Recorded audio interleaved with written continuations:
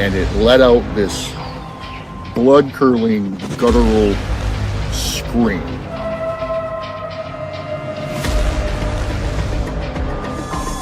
On the side of the road, he sees a deer carcass and something eating on it, which he thought was a bear.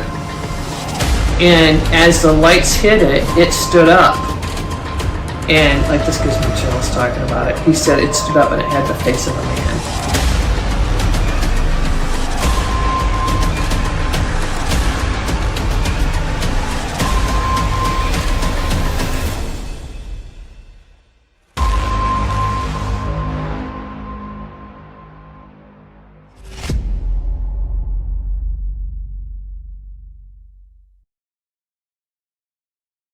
Hello, everybody.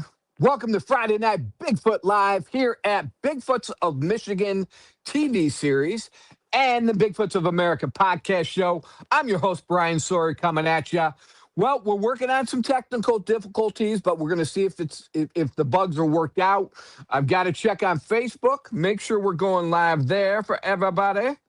But I hope everybody who's watching is doing well. And we'll check in on the comments here. Hello, Marcella Stillman. Yo, let's go. Sounds great to me. We're getting it rolling here. We're going to check on our social media platforms, make sure everything is up and running.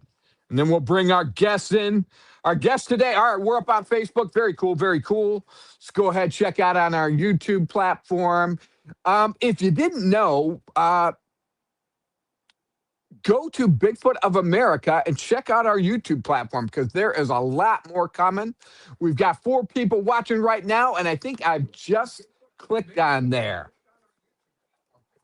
All right, very cool. Looks like we're up and running everywhere. I'm going to go ahead and bring in, let's see, who do we got? Let's go ahead with Sherry Redu. Hey, Sherry, you there?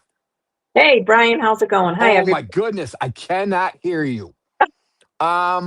Go ahead, bow out.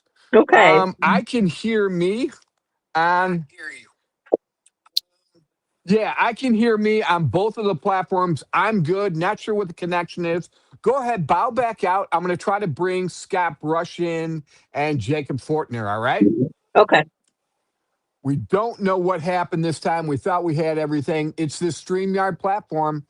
It just seems like it's very finicky. If one person doesn't have the best internet connection, sometimes it has a problem. Donna Copus is watching. Hello, Donna. Good to see you. Nora 5346. Nora Scott. Good to have you on. Happy Friday, everybody. Happy Good Friday. Let me bring on Scott. Let's see if I can hear Scott. Hey, Scott, can I hear you? Hey, what's up, buddy? Can you hear me? What up? Hey, Scott. I can't hear him, but the show must go on. Sherry, can you hear Scott? Nod your head. Yes. All right. You guys are going to have fun and go ahead, and I'm going to see if I can hear you on my other. Okay. Roger that. Roger that. Hey, Scott, so how you doing? Scott, how you Sherry, doing? All right. how's it going? I'm good. Good. Brian's asking how's things going in the field. It's going pretty good. We actually just got here. It's starting to get that maybe another hour before dark. So it's about to be some really good movement. It's beautiful out here today. So we'll see what's going on. Fantastic. I can hear those robins chirping out there. Yes. And the frogs are just going to town out there. Awesome. Well, spring's in the air. About time. Oh, look at Jake. We'll take it off. Oh, yeah. Look at. He's got one, too. Jake. Yep. It's amazing. Yeah, it's pretty sweet. We found this the other day. We were just walking along and it was hanging there. Wow. And you know what, though, Sherry? He found this one in a spot where remember how I told you we were gifting marbles? Yes. Well, this wreath was left in a spot where Jake's been gifting marbles. Yep. Isn't that incredible? Mm-hmm. And I'm like, dude, and he saw it. I'm like, that was meant for you to find. Yeah, definitely. And don't think they weren't watching you gift them. Can you guys hear me? Yes, Brenda. Yes. Can you hear us? Yes. Okay, can you hear Scott? Yep. Okay. So it's literally just Brian is the odd man out. Yeah, and I believe it's his big buds. So But that's okay. That's why he calls me his co-host, and of course, we're always talking anyway. So this will be easy to carry on our chats. Exactly. He's That's got to things- work out his lip reading. He can Yeah, read everything we're saying. he's laughing. So I don't know if he hears that or not. Well, that's fantastic. So what's the plan tonight for you both? Tonight's going to be more of a stakeout approach. I Okay. anticipate there to be a lot of movement tonight, so we're just going to find a spot to hunker down, kind of break up our silhouette so we're not obvious, and just see what we can pick out. We have the night vision and stuff out here today, so. Oh, fantastic. Mhm. So how long do you guys stay out? I mean, is it during a designated time? Do you see more activity at a certain point in time at night versus Right around now, stuff starts to happen. Okay. I think they're starting to kind of like find what hunting trails and stuff that they want for the night and that sort of thing right around now. So you can actually find a lot of stuff going on at this time of day that is pretty active. But between, I'd say, like 2 a.m. and 7 a.m., that's when the big stuff happens. Yeah, that's kind of seems like that's everywhere, right? Yeah. There's this grace period where everything starts ramping up. Yes. So that's just the plan. We'll see what we can find. There's been a lot of like trees have been pulled out of the ground and dragged into various locations for structural purposes. So the root balls are not intact at the bottom. You can see that these trees were dragged from other areas of the forest. Oh, right. Corralling, or what do you think? Blinds? What do you think? I think it's like a staging area for their projects. I think that's just kind of where they leave their supplies, in all honesty. And it's just kind of like, all right, we're going to put a structure here. We're going to put a structure here. And I think that's how they kind of remember. They just sort of put their supplies where their next project for the day is. Isn't that something? That's very interesting behavior. Yeah, definitely. Organized. There's literal knocking going on right now as we're talking to you. Really? Mm-hmm. They know we're talking about them. Yeah. For sure. For sure they do. I mean, you can just hear them, like, just off to my left. You can just hear lots of knocks off in the distance. Well, we send our love for them. For sure. Just keep the dogmen away from us, please. Oh, yeah, definitely. We have those too, but luckily there's not too many. Yeah, thankfully. Well, wow, that's very interesting. So, Brenda, do you have any certain times of the day where your activity is more prominent than others? Well, I tell you, after dark, like right now, I hear no tapping on my metal sign or my awning over my window.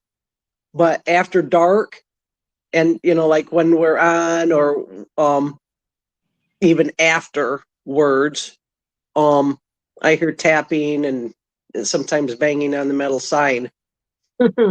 So I think that's them telling me that that they know we had been talking about them. Well, we've all talked about mind speak, right? And we talk about it quite often on the show. It is not surprising to me that as we're talking about them, they're listening in on us. So eavesdropping. It's like eavesdropping, right? And certainly they have things they want us to know and make us aware they're around and that they're listening. And just like what Scott's saying, they're sitting there hooting right now. Oh yeah. Oh yeah. So they're letting us know, hey, we're talking about them, but they're also watching us and hearing what we're saying. Yeah. Scott, you see my head going off. That's why every time there's like. Hey, Scott, did you happen to go down that same road that Laura's daughter went down? We've been down that road various times. Yeah. But I've never seen anything on it personally. But it's like Bryan said, they were probably running interference. Yeah. We have the decoy out in the road, and then who knows what they were up to at that time of day. But I know the road that she's talking about, and that is honestly a lot of historical accounts in the past have taken place on that road. Yeah. So that's just a major spot for that. I don't know why. And I was also wondering if they because they know, I'm wondering if they know that Bryan has a connection to her, to Laura's daughter. And maybe that's why they, mind spoke to her, told her turn around. See, I think they all know about us. Like, when you have an experience with one, they communicate with every clan everywhere. Yes, like, they if do. we go to Kentucky tomorrow, they're going to know about us. Yeah. Yep. I truly believe that, which is kind of cool to think about. Hi, Derek. Hey, how's it going? Hi, Good. dear. Yeah, I agree. I think so. Bryan, Well, can we do a Can sound you check? hear us now, Bryan? Bryan, can you hear me? He's the only one that can't hear us. Yeah. We need So somebody's sign language on Say the again? side for Bryan. maybe you should change your earbuds. Right. I'm the only one who can't hear anybody. But let me direct this question to Scott. You made a very good point, and I tend to agree with you that it's probably pretty quiet down at that location now. You think there could be up to 4 clans? I'll tell you right now, with Brittany Queen there, I think that was a whole clan in that spot along that DTE road. So what are you thinking? And why do you? I think it's crowded there. What are your thoughts? Mm-hmm. I mean, if you go back there, I mean, you were back there, Bryan. The size of the fish that are back there is absolutely ridiculous. And you have to know where that is and how to get there. So I think that's a prime location for Sasquatch to, forage and eat and stuff for that reason alone. But now that it seems to be, maybe that's why it was running interference, to stay away from our feeding site. Maybe that's what that was all about. That's a possibility. Yeah, could be. Because what happens when we put too many hands in the cookie jar? We run out of the cookies, right? I honestly think that that's what happens. And before long, there's going to be territorial clan-related battles before long if we're not careful. But we've not had a whole lot of issues with them, like butting heads here or anything like that. So hopefully it stays that way. Yeah, definitely.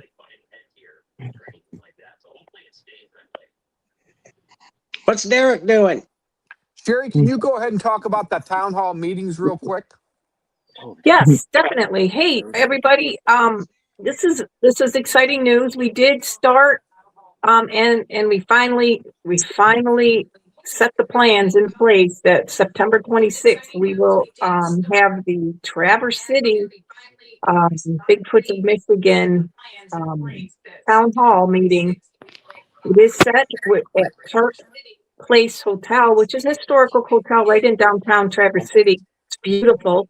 There are plenty of places that are to sightsee at as well. So if you come up for the Saturday town hall or come up for the whole entire weekend, there's plenty to do there. And we are also working on details for securing a block of rooms at a discount for those that are coming out of the area and want to stay for the weekend. So these will be at discounted rates. More details will come as we secure, things up here and more details of new and exciting things that we might be including at the show. So a couple of things to keep in mind.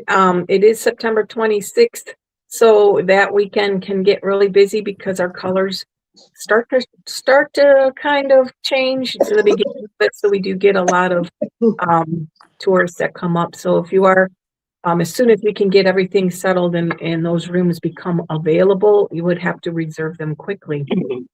But we want to try to get you as much as we can as far as savings when that comes available. So we're looking forward to it. It's the best time of the year to come to Traverse City if you've never been here. The weather in the fall is beautiful. It can still be 80 degrees, but it is an absolute beautiful area to come to and see the waters. And you're right in downtown, so everything's walking distance. So you don't need to be driving around. This location is going to be very nice for everybody. Fabulous. So I think there's I don't know if Bryan heard any of that, but I'm hoping that that I'm coming through clearly for all of you. Because You're coming in perfect. okay, perfect. So Also, Bryan is securing the location for the Monroe show. It will probably be the weekend prior to that, which is the September 19th date. But if not, it'll be the following, I believe, I don't remember, I think October 5th or September something. 19th. 19th, yeah. So we're trying to secure the Monroe Scott location as well, just trying to get that set up so that we can begin our advertising. And it's the sooner we advertise, the more opportunities we have for other speakers and other people who want to share their experiences. We encourage others to come to these venues to share and to learn. And this is our opportunity to be able to open up this forum to all. And even if you've never had an experience, to even just come and learn. You know, like what with Scott, in the case where you guys are out in the field right now and you're learning about these things and being gifted things. These are incredible opportunities that we can share with people that, you know, are not privy maybe to having a relationship with the Bigfoot, but in a lot of ways they're there and around, whether you're aware of it or not. But maybe it gives you a insight into the first time you ever experience one, maybe not to freak out, but that there might be opportunities that, you know, to learn. And when you have an experience that you know what to do, like in my case, I knew nothing about it. And of course I ran away. So, but after meeting all these wonderful folks in this group and giving me an understanding about all of this, that this is much bigger than just, hey, there's a Bigfoot out in the woods. There's a lot more to them than just that. You know, so the learning experience, the foundational, even having the forum of people around that you can talk to and share your experience with, and helps you understand and grow in the learning. This was such a comforting place for me to come to, not knowing what to do with the information that I had experienced and I've learned so far. So it's a non-judgmental area. It's all non-judgmental. We're open to everything, and we have no doubt to not believe you if you bring a story forward. And it doesn't have to be your experience. It can be a story that happened to your grandpa or relative or friend or whatever. But this forum is for us to get together and share what we know. And so this is why we're bringing these town halls to you all. And for the group here and these podcasts and everything that Bryan's been pulling together for us for so long, that has grown so immensely across the platform that we're already establishing that's coming up as well, that Bryan has a big announcement about, which is very exciting. That I won't burst the bubble on that one, but it's coming and I'm excited about it. And you know, and I'm happy to be with all of you. And you're my family. You're my Bigfoot family. Love you, Sherry. Yeah, I love you all too. For sure. Love being part of this. Mm-hmm. Yeah. You're like Derek. I mean, Derek, you're like way out west, and you're like the Bigfoot. Awesome. Well, out here out west, they even grow bigger. 10 speakers per venue. Mm-hmm. Yeah, and that's what Bryan was saying, Derek. I mean, if you ever get back out here, we'd love to have you speak. These town halls are opening up for, like maybe the first 5 speakers which want to come forth, and it's usually our platform that comes forth to get the crowd all warmed up. But you know how these town halls are; people are coming and going and staying. They're hearing the stories and coming back for more. You know, we're really inviting and really want them to come forward and share all the new experiences that we have. And goodness gracious, Scott, Jacob, I mean, anything that you guys can bring as what you're seeing as gifts is incredible. If you would share those, that would be incredible. We are definitely bringing the wreaths for sure. Yeah. I think even your gifting methods and, showing what you gift, I mean, that is amazing. Brenda, same for you. And Derek, where you're at is so much more different than where we're at in Michigan. Oh, yeah. But I would think the most thing I would probably report about, and the most craziest thing for me is to come from Idaho and fly right into Detroit. Now that's more scarier than Bigfoot all by itself. Yeah. Yeah. It's a tree break right there, guys. If you can see it. You got it. Derek, I have to agree with you. Yes, So for funny. sure.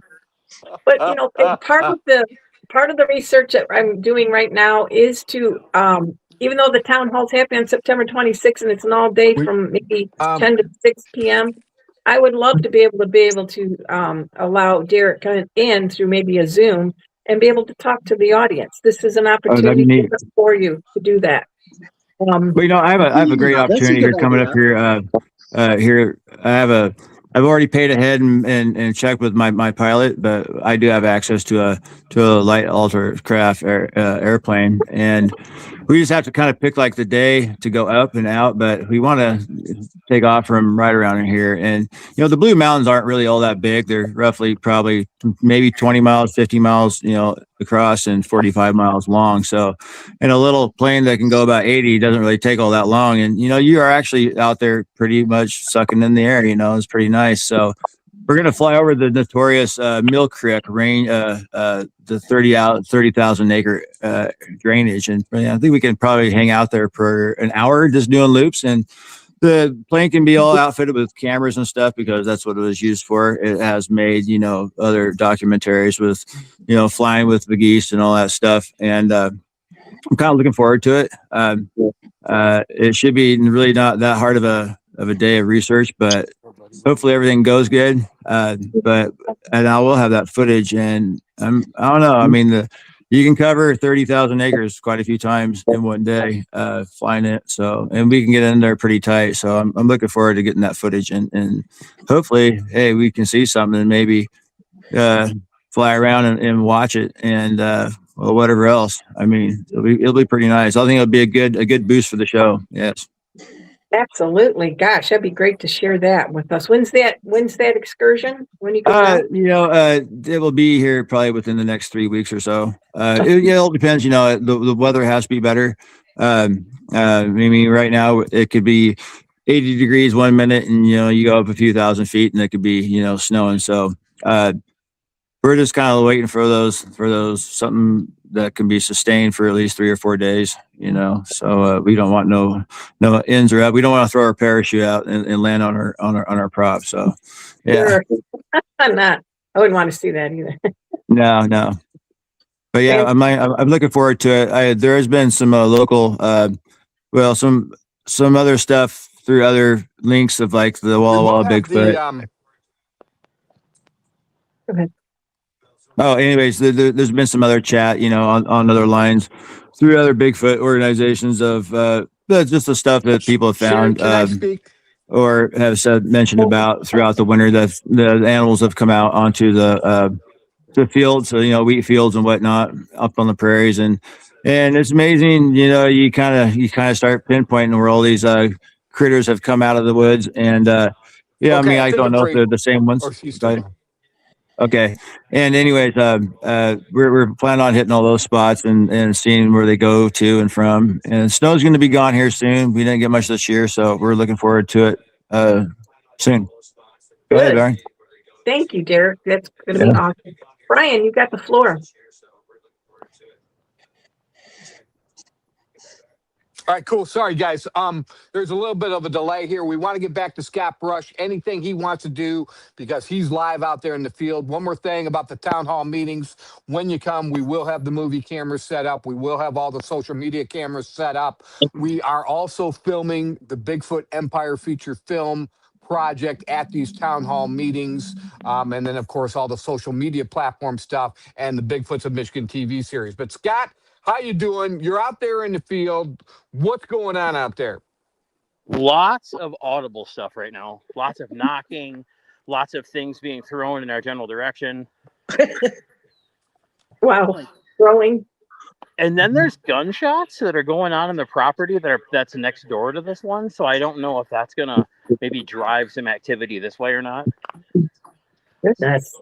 Be careful out there. Bullets fly around. Just remember, if we go missing, if we get kidnapped by Sasquatch, check my phone. It's going to be viral.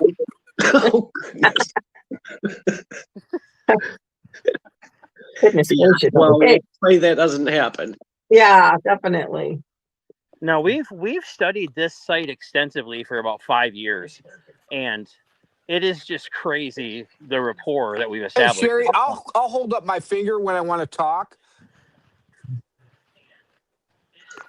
Hold on, Scott. Go ahead, Brian. Go ahead, Brian. You gotta look up. There you go. You're good. Go. Okay, sorry about that, Scott. Didn't mean to cut you off. We always want to give a shout out to all the people watching.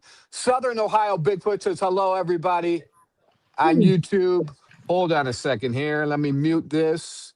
Deanna Rickshaw is on. So many wonderful people, eyewitnesses. Yay, finally, the town hall meeting is up and running, Nora. We'll also have the Monroe, Michigan town hall up and meeting. I did mention on the group chat, I have to say my apologies to a couple of people, namely Chad Skolton, Susan Moore, Brenda Goodwin, who else? Nora Scott, Donna Copus, all you people who've been waiting for your season 3 episode to be released.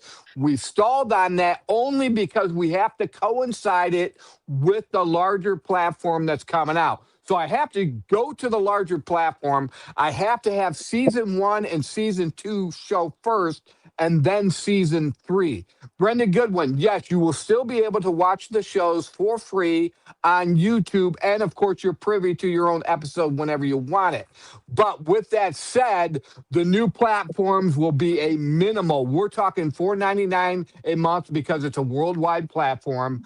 And there'll be multiple shows on this platform is what I can say right now. But the Bigfoots of Michigan TV series will be there. The Bigfoots of America podcast show will be there. The feature films we're doing will be there. And we'll talk to some other people about other shows being on this platform is what I can say. And I do want to apologize to Dennis Dean.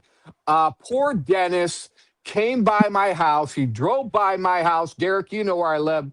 He drove by my house. I had just woken up. You know, I work midnights. I'd come out the front door. I did have my glasses on, but I was still waking up. And Dennis was just passing by at the time. And I didn't know who he was, and I couldn't see, and it was blurred. And so I was a little like, yeah, because I didn't know who it was. And then he was like, hey, it's Dennis. And I'm like, oh, wait a minute.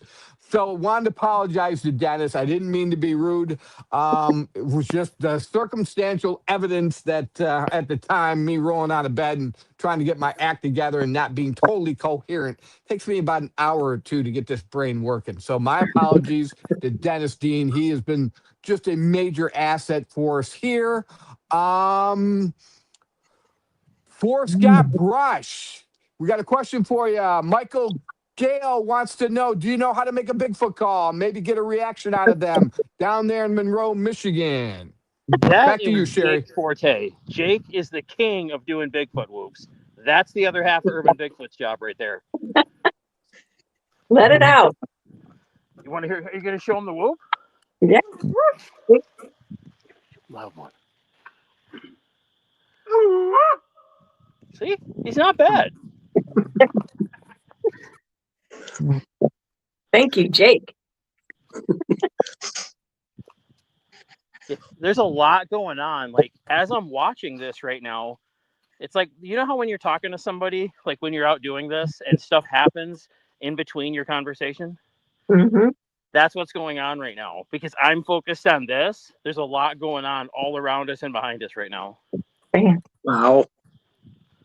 Any signs, any like Y sticks, anything you're seeing, any structures? You know, ever since we learned about the Y sticks, I can't go anywhere out here and not find at least like 5. Wow. Like, I never knew about the Y sticks until Angie's episode. Now I can't not see them anywhere. That's right. Another eye opener. It is, and you're like, okay, and what is that, like a sign of friendship? Mm-hmm. Yeah. Is what we're. Why not? I like it. I mean, technically, it's the peace symbol.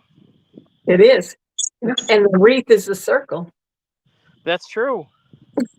There's going to be so much cool stuff to see this year at the town hall meetings. It's going to be awesome. Yeah, definitely. Yeah, you know that stick that was thrown at me and hit my truck when I was vacating the area. That one that I had shown at the last town hall, I had picked it up the other day and it just grated in my hand. So I thought, well, that's not going back to. I was like, well, you guys got to see it for sure, so you got to see it at least before it disintegrated.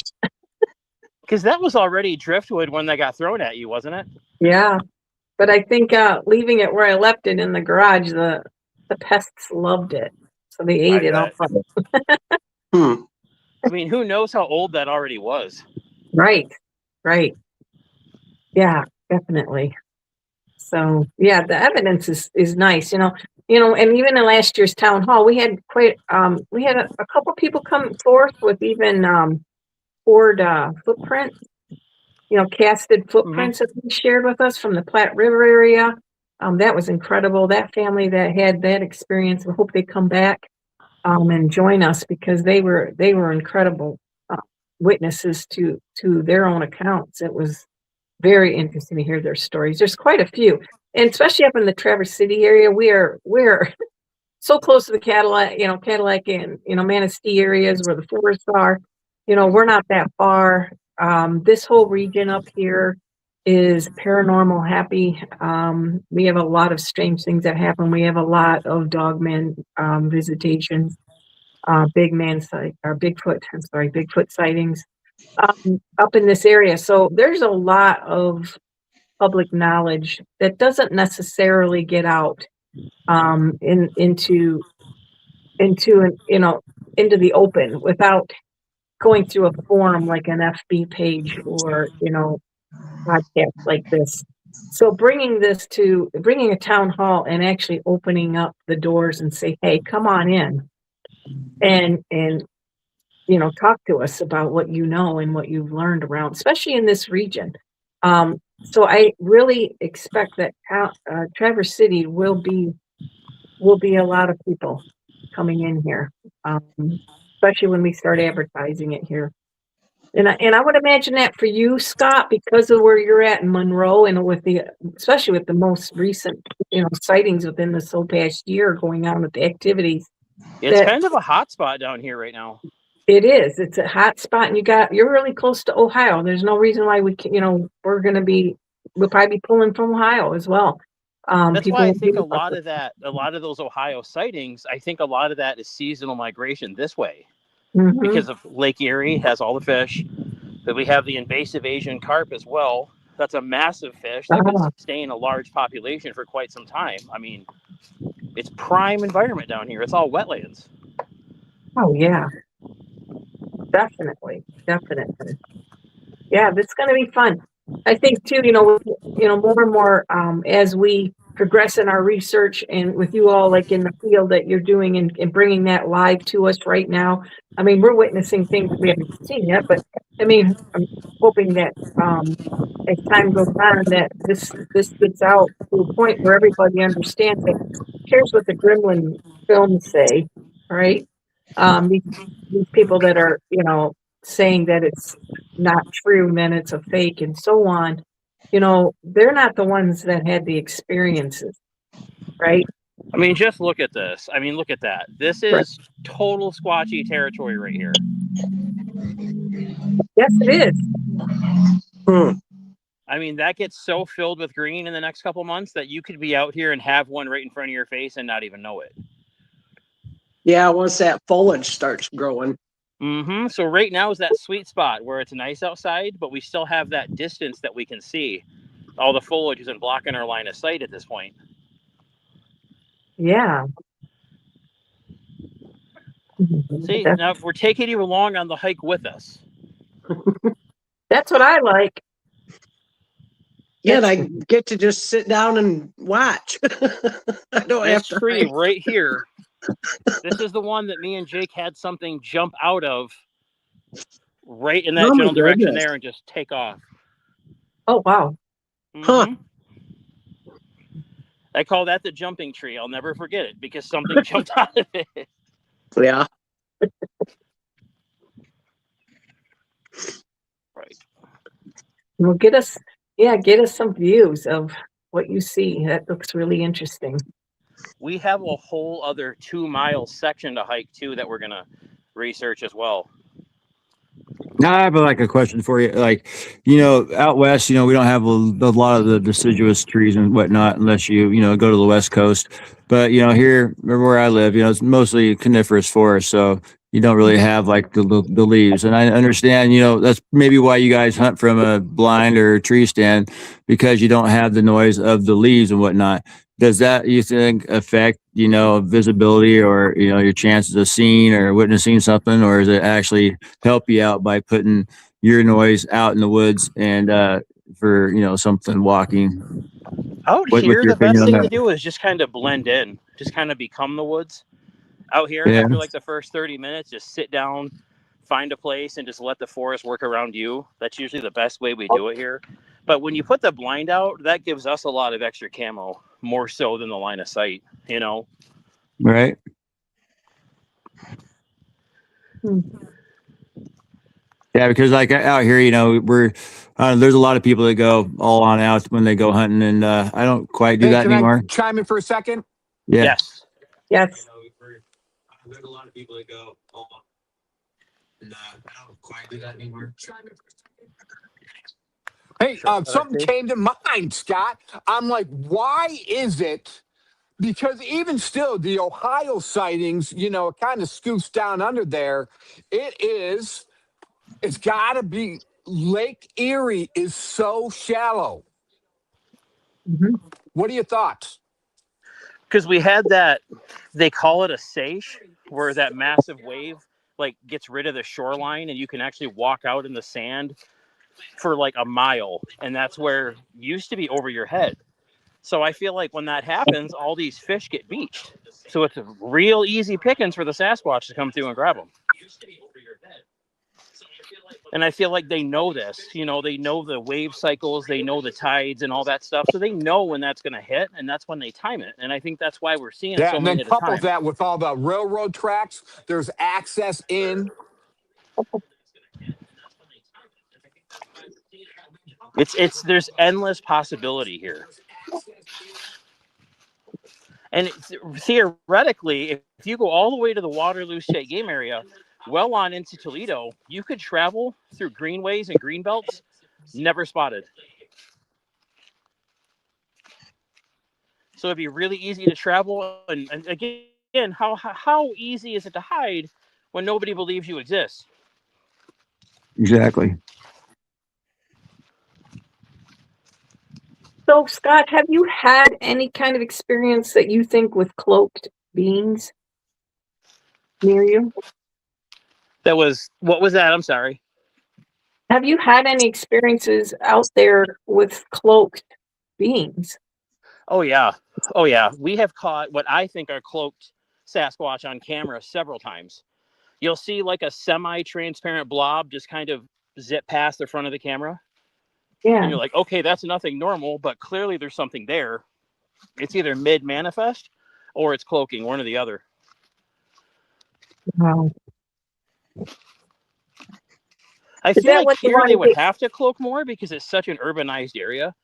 They would feel the need to kind of glitch in and out whenever, if they had to, because there's a lot of woods, but there's not a lot of woods. Yeah. Well, is this the trail that you guys walked on when you found the portal? This is right parallel to that, yes. Okay, so this is the same area where you had captured that portal and that being coming out of it. Yep. Okay, which was amazing, by the way. I know. See I that? still look at that every so often, and I'm like, Yeah. okay, what do we have here still to Yeah, this day? exactly. Yeah, and for those that haven't seen that, I hope you bring that back to this town hall as well, because this will be a whole new group here. Oh, absolutely. And really show and tell your story about that, because that was incredible. The best part about that portal, Jake and I both weren't anticipating to find that. We were Mhm. actually going to go out and do what we're doing right now, and I noticed something glowing in the distance instead, and I'm like, what the heck is this? And well, all of you that have seen it, you asked the same question. Yeah, but clearly you could see the being step out of it. And you're welcome to save the video. If you go into Okay. your editing mode, you're Yeah. able to drag it through frame by frame in each part of the video, and you'll see 30 or 40 beings coming out of that portal. Oh, wow. So And before you were there when that incident had occurred, was there any sighting? Can you recall any sightings or any reports of UFOs in the area at the time all this was going on, or was this just some one-time incident that occurred right then and there? we have seen the portal on other occasions, but how do I put this? Like, it was weaker. Like, you could see where it was, like static electricity almost, kind of like a shadow of where the portal was. So I feel like that's a designated manifestation site right there. That's always the spot that they use. I don't know why. I've been doing research on the land. And when I look at all of the strange sites around here and I map them, they all create a triangle. And Bryan knows all about the Michigan Triangle and all the Yeah. weird phenomena. Weird phenomena happens in triangular geographical locations. So if you take here, then you head over to another location that we have, and then you head over to another, it makes a perfect triangle. And all the weirdness happens at those locations and in between them. Mm-hmm. Yep, I understand that. One of the things I was wondering too is when you saw that portal, was it in the nighttime or was it what part of the day or evening? It was about 9:45 at night, 9:40, something like that. Interesting. Actually, I think I have the timestamp still on the original video, and I want to say it was sometime in the 9 p.m. hour. What was that? Fall, spring? What time of year? This would have been first week of March, second week of March, something like that. So right about around now. Mm-hmm. Foliage off the trees, stuff like that. Weather's just starting to get nice. Things are starting to bud a little bit, but no real foliage yet. See, that's what was astounding because it was so out in the open in that whole video of yours. You couldn't misinterpret it, what you were seeing in that video as something else because it was so wide open. Exactly. It's literally, that's like a straightaway where the city maintains. They just kind of like take the tractors down there and the equipment and kind of keep it maintained, but nobody really goes down there. And I'm just wondering why they're choosing that spot to manifest. Yeah. That's the only spot I've ever seen a portal at all around here. I'm not saying there's not others, but that seems to be like the go-to. I wonder if it's that location has different energy frequency or something. It's layered phenomena here because we have the War of 1812. The bloodiest battle took place here. So you already have hallowed ground like that. We've had Mothman sightings here in the past. There have been skinwalker sightings hundreds of years ago that have gone through folklore. And a lot of the stories that you listen to the old timers at the coffee shop would tell you, that's where I've learned about a lot of the legends and stuff around here, just talking to the townsfolk that have lived here for so long. I'd be curious. I know a little bit about Michigan geology and whatnot. It's kind of like my second thing besides, Bigfoot and I guess rocks and logging and whatever else I've been caught up into. But, Sherry, you'd probably know too, but what if there's like a concentration of like, glacial deposited copper clumps and junks. Yeah. Yeah, absolutely. Any kind of mineral conduit, right? Yeah. Gold, especially out in our area, not just copper, but gold is also a good conduit for energy, which we do have gold in our vicinity that's heavy. Silver's another one. So we do have a concentration. Go ahead. Yeah, well, I just know I have I don't know, if I was introduced to dowsing here like probably 6 or 8 years ago, and I really didn't think much into it. And the guy who taught me or asked me if I ever tried it, I said no, and he goes, well, what do you think about it? I go, well, I'm just kind of open. He asked me a couple of questions like, are you right with him? I go, is that with a capital H? And he goes, yeah. And I go, well, I guess so. I mean, I'm here right now. I probably should have died 15 times ago, but so he goes, well, the last question is, do you know where your son is? And I'm like, Well, I had like my little boy James with me, and he was this, he's like my guru and my sidekick, and well, I was kind of like on this God shot mission. One old guy would tell me to go see another guy, and the other guy would go tell me to go see the other guy about all these mining and portals and just how do you do it. So this guy Lindsley, he's a pretty good guy. I mean, we're still friends. He's still alive, but he goes, "Do you know where your son is?" I'm like, "No," and he goes, "Well, take this rod right here," and he uses copper rods, quarter-inch copper rods, probably all together, if you straighten them out, maybe 26 inches long. Mm-hmm. And he goes, "Put it in your left hand and ask it where your boy is." I'm like, "Well, just that simple." Well, I did it. And he goes, "No, you can't do it. You have to ask by a first or last name." I'm like, "All right." So I just did both first and last name. And I tell you what, that rod took off in my hand because he kept them, rolling independently, like in like some 300 Magnum shells. And that thing just winged. I mean, it's sick almost. I'm like, holy cow. And Wow. and this rod was just, it was determined. It was not going to move. I could step left or right, and it was totally independent. No matter where I moved, up or down, left or right with my arm, that stayed at a central point. So I'm like, "Hey, James," I yelled really loud, and he jumps up because I guess Lindsley, he grows like 1,000 or so tomato plants every summer, and he was irrigating them. And how else would you draw on a 6-year-old boy? He's playing in the mud with his head down. So yeah, he boinged right up. I'm like, "Oh my God, that's sick." So I went and I purchased a pair too, and and he told me a couple of rules. You can't really predict the future. You can't have any other information about whatever it is. You have to be pretty blonde to it, and don't expect that you can do any predict the future of. I think I already said that, but so I can do a lot of things with copper rods. I can get mineral from the ground. I can water, of course, electric. I can ask where dead people are buried. I can ask for my boys at any given time. I can find your remote. I can find your cell phone. I can drive down the road and ask it if there's illegal drugs in what houses, and it'll point to it. Yeah.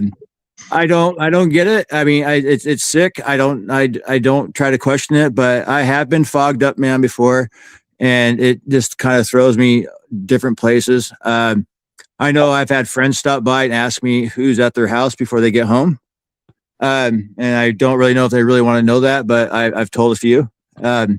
It's a, I don't know. They said it's from like the Old Testament. I don't really know much about it, but I mean, things to find that are lost or want to be found are real easy for me to do so.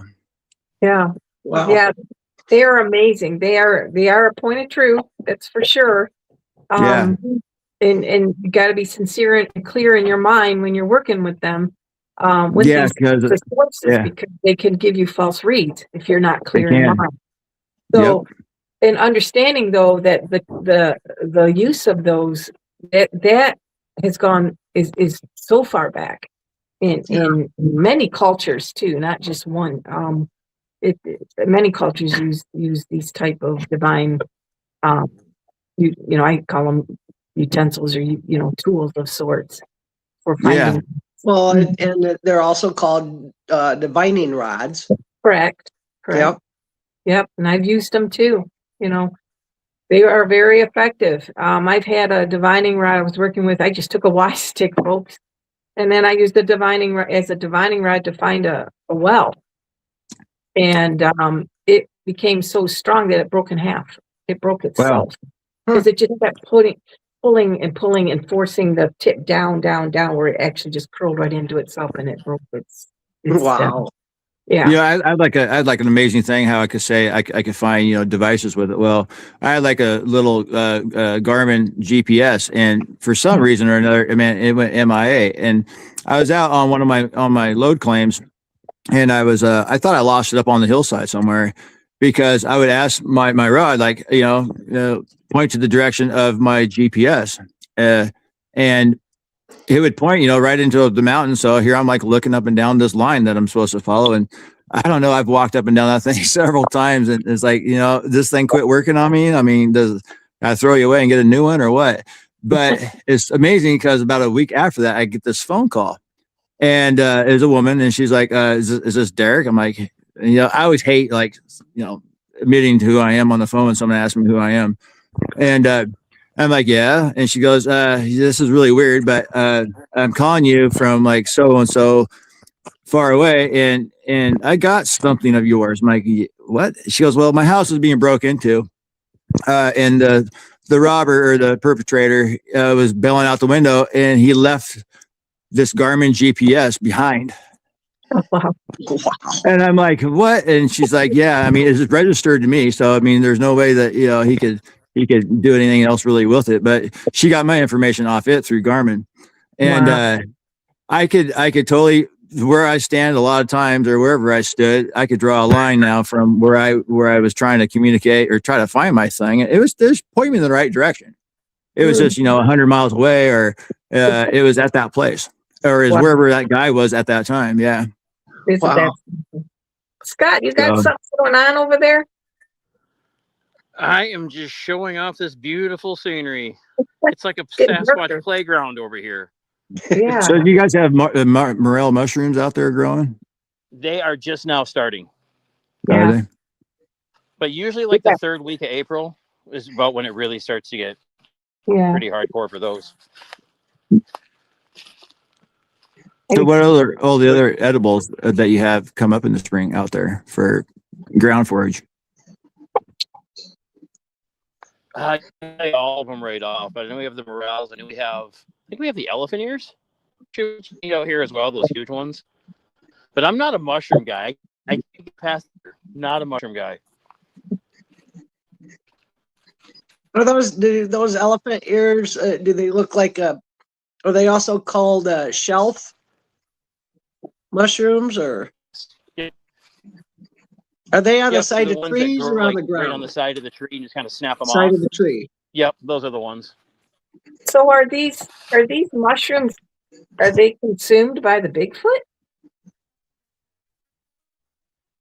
I would think so, honestly. Yeah, they're edible. I got to thinking about that. Obviously, they're going to go after the carnivorous population of animals, but if in the wintertime when food's at a low, they would probably have to do more in big diet, I would think. That's why the cold weather, they tend to get a little more pissy, because the protein's not as plentiful as it is when it's out. Well, mushrooms are medicinal as well. So, I'm sure they may, that might be an opportunity for them to use them. I don't know. I don't know their anatomy. So. Well, like with me, when I'm in doubt of like when there's something that could be edible, I look and see if anything else is eating it. Squirrels or mice have nibbled on it or whatever. I mean, even like the fly amanita. The story is with that. The farmers back in England and whatnot, they would chop it up, put it in a bowl of milk, and put it in the barn, and the flies would come and lick up the milk, and they would die because of the strychnine in it. But then again, like where my mining claim is, I have lots of fly amanitas. I don't eat them, but a lot of chipmunks, I don't get it. They do pick at them, and there's chunks of them laying around. Deer, they don't wipe them out, but even deer will eat them too. But they say that's why they say, reindeer fly too sometimes. So, I mean, I'm not sure, but yeah, I mean, we have The reindeer out got here. the psychedelic ones. That's why they can fly. That's right. Yeah. That deer has a red nose too. Yeah. Exactly. But I know we have Chantels, we have morels, we have we have a lot of brains, we have corals, we have cauliflower, and they kind of pop up all in like it seems like there's really no two mushrooms that come up at the same time. So and they can come up in the fall or they can come up in the spring. All depends on how wet the fall is. So I know it's a food source. I mean, I would hate to live off mushrooms, but it would probably fill you up to somewhat or plug you up, one or the other. Yeah. Yeah. So Scott, are you portobello? Portobello, yeah. That's the one mistake I'll make. Portobello. So Scott, you're getting a little bit out of range, I believe. You're cutting out. Okay. Yep. We are probably hitting a dead zone. So at this point, I'm just going to go ahead and get off because it's probably going to cut out anyway. Thank you for having us on. We appreciate it, and I'll keep you posted on what we find. Yeah. You Good guys luck. take care and be safe. Absolutely. Thank you. All of you have a wonderful night. Thank you, Scott. Thank you, You Jake. too. All right. See you, Scott. Yeah, we were just going to lose him. I could tell. So Yeah. we're back to the foursome here. So interesting that what they're going to find. I hope that they can share with us what they find tonight, because they've shared some interesting things in the past with me. And I'll tell you, the sites that they go to, this particular site that they're at tonight is very active, and the things that they have filmed here, and this is the stuff that we're talking about that's going to add so much to the town hall. More and more people that are out in the field and especially researching these Bigfoot and other cryptids. It's bringing more information to us and more learning. And I'm hoping the opportunities here for this next year, this year and plus next year, and combining all the things that are coming to our fruition, I think is revealing more and more information that is giving us the evidence to basically fight the fight that these are real. They do exist. And we're not going to be shut down by the government or anybody else telling us that they're fake and they don't exist. So that's pretty hard to convince a knower. And you're not going to change my mind or any of ours, I'm sure. Well, and I wanted to say something too about that, the Patty film. Well, I commented on in the group, but regardless of whether that is real or not, we know they're real. They exist. That's just the truth right there in a nutshell. Well, Doesn't matter if that footage is faked or real. Well, the evidence, there's so much evidence now, that we have there now that, I mean, how do you discount? If you can discount one film, you got to discount all of the others. The whole part of those is like the films. I mean, all right, we have like the Patty film, we have like the Freeman film, we have some good films that, if anyone's ever seen one, and they actually seen it in daylight. Like I have one on VHS that, well, it was just on a handheld film or camera, and it's top of the line, but where we were at, back in 2003, we were pretty far away from that now, but it was filmed like in medium sunlight, but when you slow that down and you watch it, just like the any kind of Freeman or Patterson film, that sunlight in black hair especially, if the sun is directly on it, it shines back bright. I mean, you won't even see the hair. And if any kind of shadows, any kind of deficit, any kind of muscle, any kind of definition, tone, or any of that kind of stuff, whatever moves, it goes with the flow. You can't do that in a make believe garbage suit. You just can't. Right, Derek, I agree too. Definitely, absolutely. I know Brian. Even Brian has said that they have a certain gait to them. The way they work. And now Brian wants to speak. So Brian, please go ahead.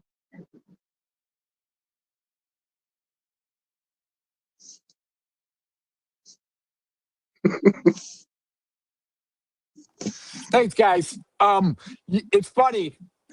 I didn't mind not talking today. I did a little bit of research here, and what's really spiking right now in Lake Erie. Now, if you know anything about the Great Lakes, they're all pretty deep, but Lake Erie is actually very shallow. Now, I correlate that to a sighting here in Port Sanilac, even though it's Lake Huron, that in the springtime, one of my eyewitnesses, her first encounter with the Sasquatch, it came and it stood in her backyard as she was working on the flower beds. And it looked at Lake Huron and then looked back at her, and she just kind of nodded her head. And then the thing ended up coming through on multiple nights at about the same time at dusk time. So there's a need for water there, but I'm like, what is it about Lake Erie? Because that is a hot spot. Even going down to Ohio on the southern end, there's been a dogman sighting there as well, a very prominent dogman sighting where a gentleman was jogging as a teenager in high school, preparing for track meets, and on the running team, and a dog man paralleled him in this cornfield and then finally stepped out. He saw it, ran home, actually dived into, I think, either his house or his neighbor's house, a swimming pool to get away from it.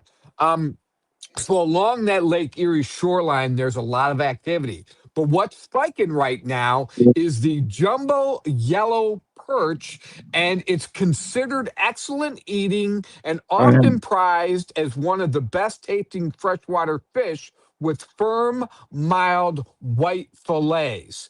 I agree Highly with that. sought after species. And I pulled up a picture. Let me pull that up real quick. And it's a beautiful looking fish.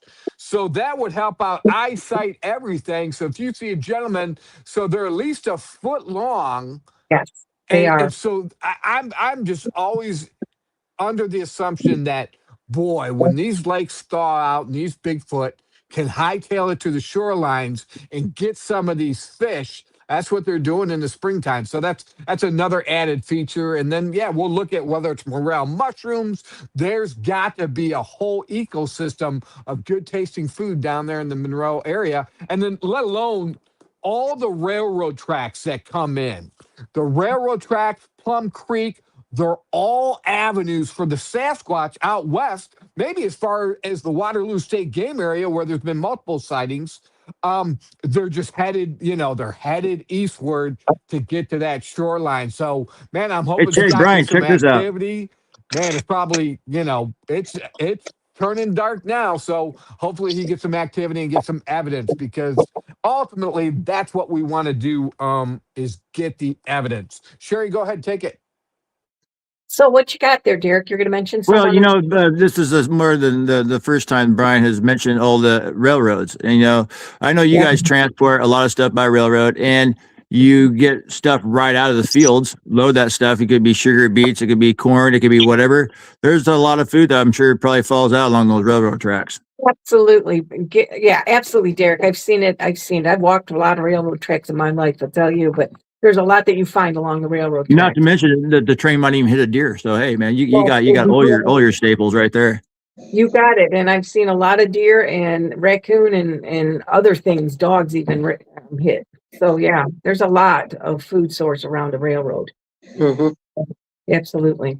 And where they run these tracks, and a lot of times when you look at when they route these things, they're routed right through the central areas that are very isolated. They're desolate. So these areas are conducive to just, having a little bit of privacy with, a good track to run, because you hear them. You also hear Bigfoots walking along the old power wire trails too, because they're cleared out areas. Mm-hmm. Allow for good viewing for deer and anything else that might be in the area. So, these are pathways that allow them clearings to be able to walk and hunt through. So, yeah. Baited trails, man. Baited trails. Absolutely. But yeah, exactly. So anything else? Hey, Brenda, got anything else? We're winding up here. So No. Brian has something. So I just want to be sure to get you all in before I give it over to Brian.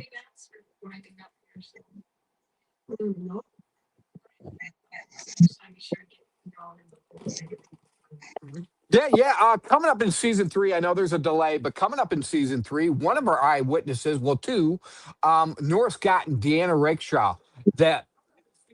That is, hold on. Their episode is about what you guys were just talking about. They saw Sasquatch walking along power lines. I think they're just like us. They got to get sick of walking through all the woods.